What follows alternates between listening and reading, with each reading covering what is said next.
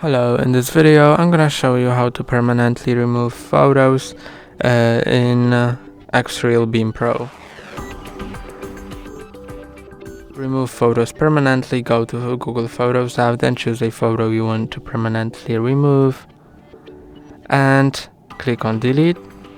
OK, and now move to bin, and now the photo hasn't been yet permanently removed, it was just moved to trash for 30 days, and after that it will be deleted. So if you want to delete it now or restore it, go to collections, then bin, and then you can choose a photo you want to delete permanently.